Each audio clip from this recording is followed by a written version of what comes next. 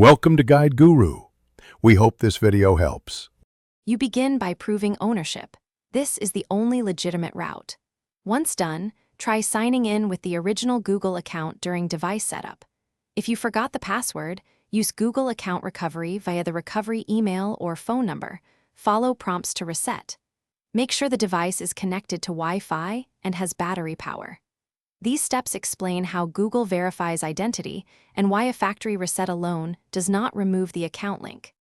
Continue by running the recovery workflow. Enter the Gmail address, then choose Recovery Options. Once you request a code, check the recovery email or SMS and enter it promptly. If you don't have access, provide prior passwords or verification details. These strengthen your claim. Make sure date/time and network settings are correct during setup because Google uses them for verification.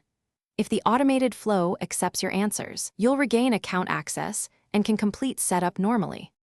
If recovery fails, the final legitimate option is official support. Once you contact the manufacturer or carrier, provide purchase receipt, device serial/MA, and a photo ID to validate ownership.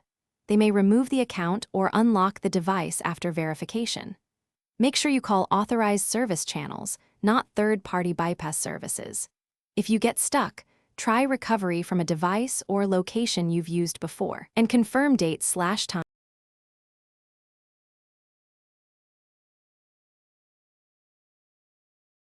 Thanks for watching.